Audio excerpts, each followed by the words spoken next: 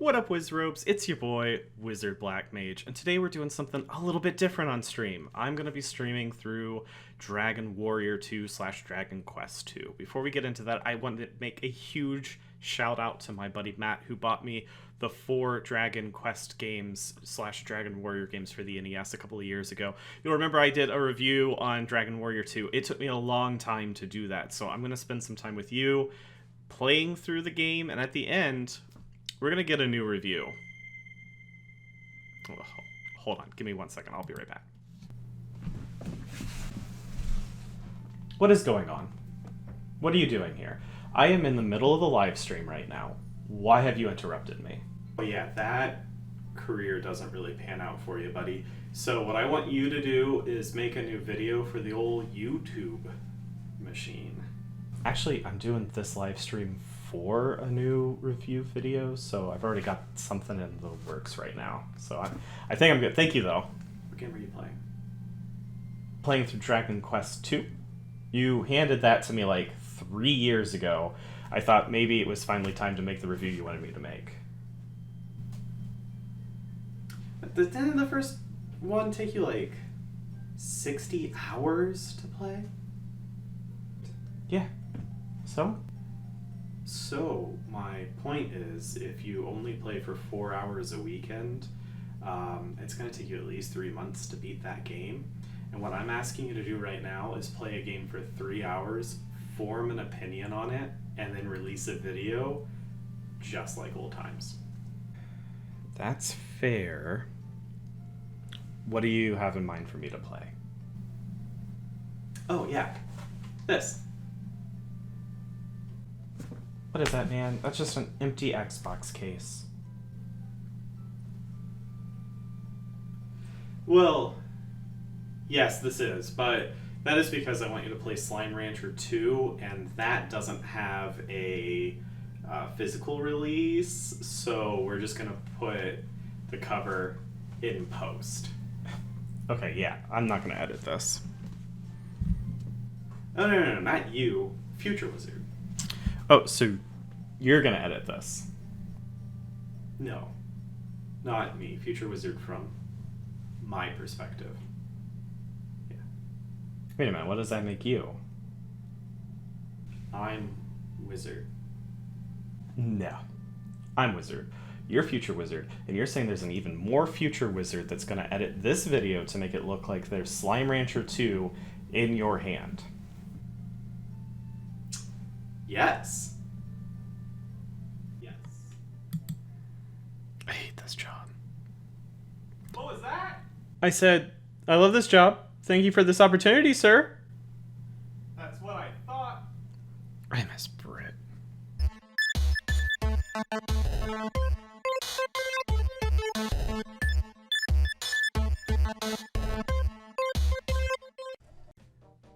Wizrobes.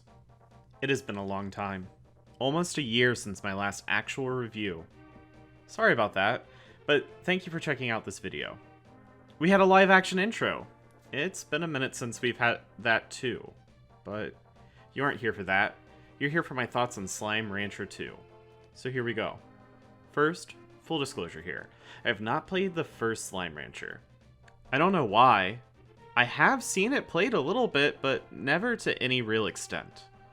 But this week, I saw Twitch streamer DanteDies play it for a few hours and thought it looked like a lot of fun.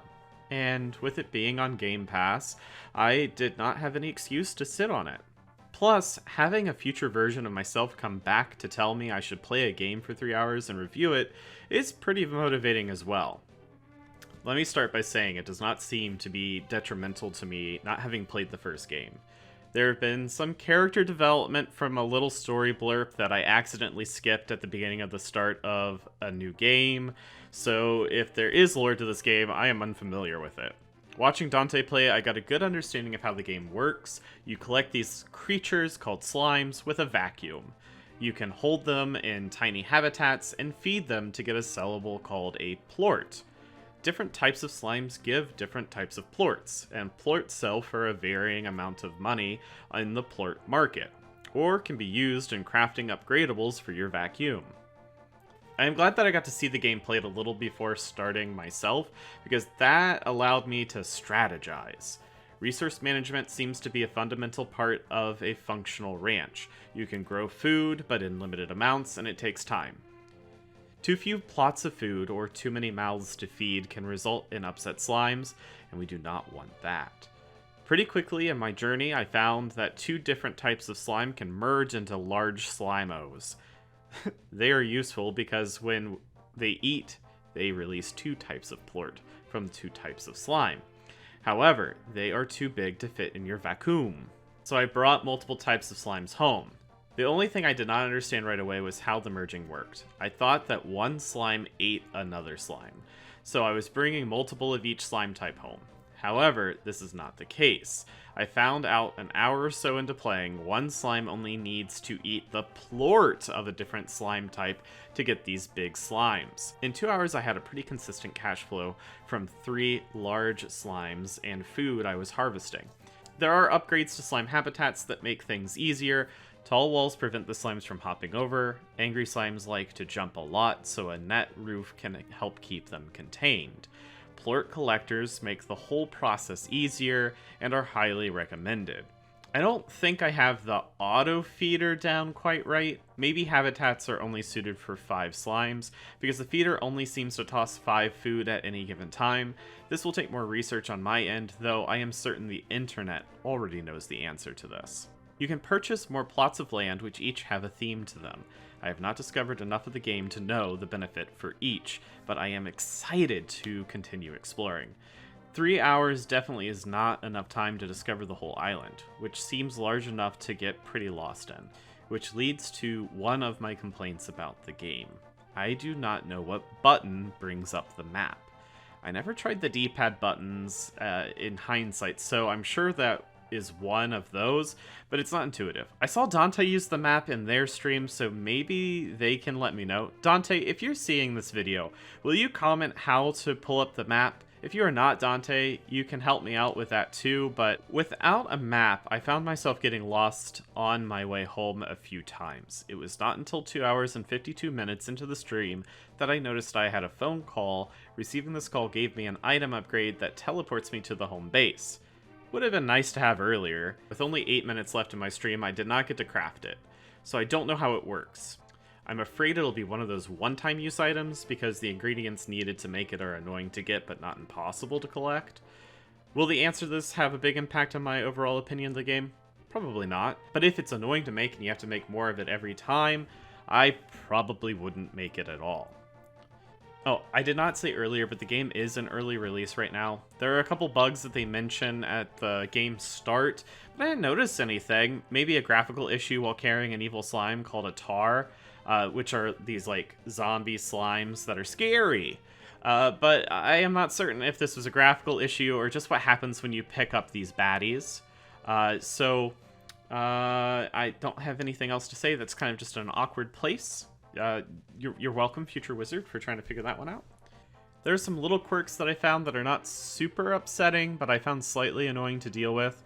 First, when you choose to sleep in the game, it allows you to select sleep again, like, right away, which resulted in me sleeping twice accidentally. I then had to deal with the fallout of sleeping longer than normal. My slimes were upset, there were dead crops, which I do not think is a huge issue, but it was upsetting to see my efficiency drop when I was trying to be more efficient. I do not know if slimes can die, or what happens when you let slimes get very angry, but if there is a punishment for letting this happen, I would not enjoy accidentally sleeping my way into that outcome. The other little nuance that I found came from pulling anything out of storage. Because your vacuum is limited on how many of any individual item it can hold, if you pull too much out of storage, it ends up on the ground. I do wish that for some storage removal, you could only pull what you could carry. This would be much better in my opinion. Of course, the game wants to encourage you to need to upgrade your vacuum, so maybe this is a toss-up, but I am leaning toward wanting to cut off what I pull from the bin. When you break it down to its core components, Slime Rancher 2 is a resource management game. But so is the board game Catan, formerly Settlers of Catan. And anyone who knows me knows how I feel about Catan. I'm not a fan, actually. Please stop asking me to play it. I know I own it. That's not my fault. However, Slime Rancher's resources are cute and slime themed. I like trying to make the ranch run efficiently and self-sufficient. I like the pursuit of upgrading and expanding. I have not fully understood the plort market function, but maximizing profit in the market is fun for me. Being able to get 2 types of plorts from the same amount of food, even though it's spelled out in the beginning of the game as something you can do, it felt like a huge success to me. I want to explore this world more and try new things to get more money and complete whatever is completable in the game. Alright, we are a third of the way through for what we're doing today for this capture. Do I have thoughts? I think I have thoughts. Are they good thoughts? I never feel like my thoughts are good thoughts. That is just what I'm going to have to deal with. Oh, they're so grumpy. They're hungry. All in all, 3 hours has never been enough time for me to have a full opinion on a game. I am always afraid of doing reviews on a time crunch, mostly because I usually cannot see to the end of the game in 3 hours' time. For example, 3 hours in Batman Arkham Asylum would be enough for me to say the game is worth playing, but without knowing how they handled the final boss, I would not be able to warn you about the disappointing ending. I've always tried to be spoiler-free whenever possible anyway, but I cannot give a full opinion in this format. The weekend review is more of a review on what one might accomplish in their free time on a weekend, so I will give you my final thoughts on that. Slime Rancher 2 is fun, cute, and could easily burn your free time for you. If you have Game Pass, I would encourage you to check it out, and I will probably play more of this game on my Twitch channel at some point. If you'd like to see that, I have a link down below. Let me know what you do want to see me play next for a weekend review, and I'll try to make it work. In the meantime, I want to thank DanteDies for streaming this game and getting me excited to make these quick reviews again. Go follow them on Twitch. There's a link for them too. And thank you for watching. I hit my desk. It's a height. This isn't where I typically sit. This is fine. You're a future wizard, and you're telling me that an even more future wizard is going to edit this video to make it look like there's a copy of Slime Rancher 2 currently in your hands. Yes. Okay.